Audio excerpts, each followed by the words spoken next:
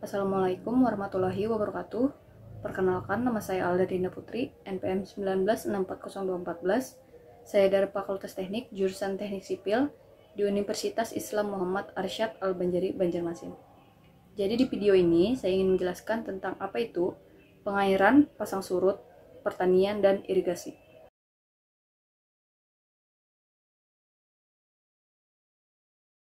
Perhitungan pengairan pasang surut untuk pertanian dan irigasi. Irigasi adalah usaha untuk memperoleh air yang menggunakan bangunan dan saluran buatan untuk keperluan penunjang produksi pertanian. Kata irigasi berasal dari kata irrigate dalam bahasa Belanda dan irrigation dalam bahasa Inggris. Sejarah pasang surut, pertanian, dan irigasi. Indonesia memiliki potensi lahan rawa dengan luasan mencapai 33,43 juta hektar lahan rawa yang terdiri dari 20,15 juta hektar lahan rawa pasang surut dan sisanya 13,28 juta hektar lahan rawa lebak. Rawa pasang surut ini memiliki 3 tipologi utama, yaitu lahan gambut atau 10,9 juta hektar, lahan sulfat masam 6,70 juta hektar, dan lahan aluvial non-sulfat masam atau 2,07 juta hektar. Sisanya adalah lahan salin dengan luasan 0,48 juta hektar atau 0,2004. Konsep atau teori lahan basah. Secara sederhana, pengertian lahan basah atau dalam bahasa Inggris disebut wetland adalah setiap wilayah di mana tanahnya jenuh dengan air. Tergenang air yang dangkal, baik sebagian atau keseluruhannya. Genangan airnya bersifat permanen atau terus-menerus, atau musiman, baik berupa air diam ataupun mengalir, baik berupa air tawar, air payau, maupun air asin, terbentuk secara alami ataupun buatan manusia.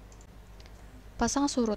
Pasang surut laut merupakan suatu fenomena pergerakan naik turunnya permukaan air laut secara berkala yang diakibatkan oleh kombinasi gaya gravitasi dan gaya tarik-menarik dari benda-benda astronomi, terutama oleh matahari, bumi, dan bulan. Pengaruh benda angkasa lainnya dapat diabaikan karena jaraknya lebih jauh atau ukurannya lebih kecil.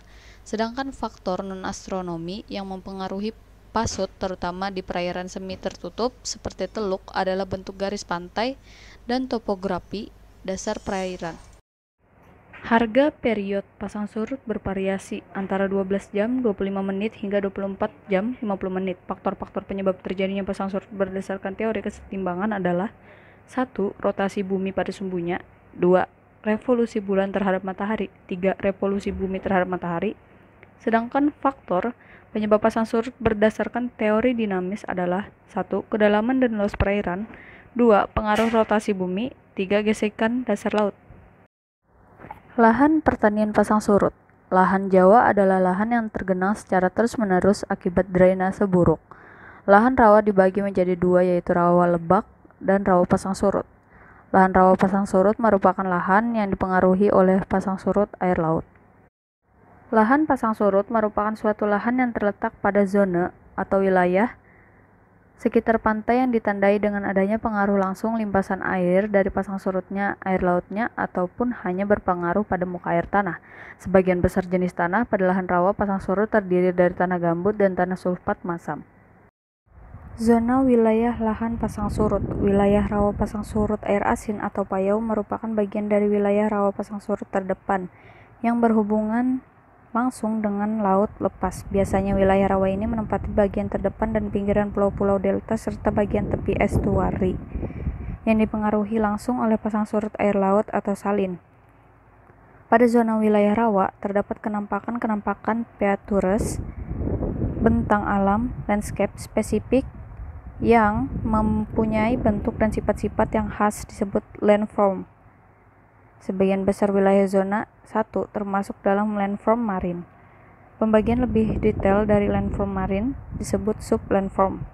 Pada zona 1, rawa pasang surut air asin atau payau dapat dilihat pada irisan vertikal tegak lurus pantai.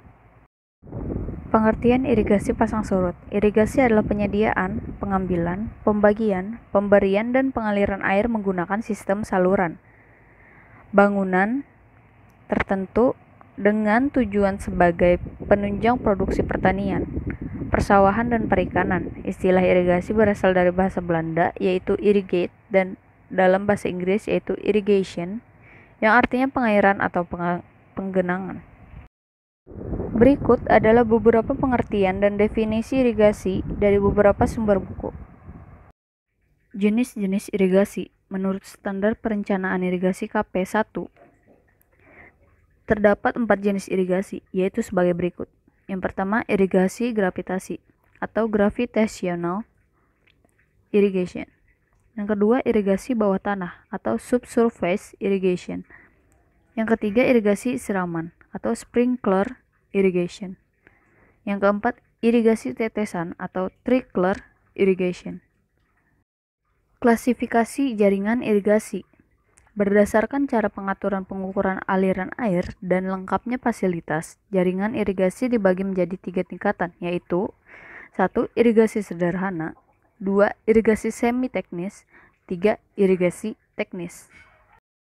Jadi kesimpulan berdasarkan hasil dan pembahasan dari video ini dapat diambil beberapa kesimpulan sebagai berikut. Yang pertama, pola perubahan distribusi kecepatan dan tinggi muka air pada seluruh stasiun pengamatan memiliki variasi spasial maupun temporal sesuai dengan pola pasang surut yang terjadi. Yang kedua, penentuan terhadap elevasi lahan pertanian di lahan rawa sangat dipengaruhi oleh gerakan pasang surut air laut.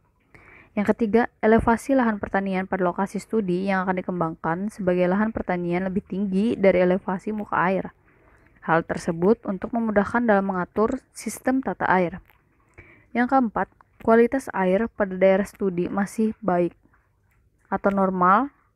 Perubahan salinitas air laut tidak sampai berpengaruh pada lahan pertanian.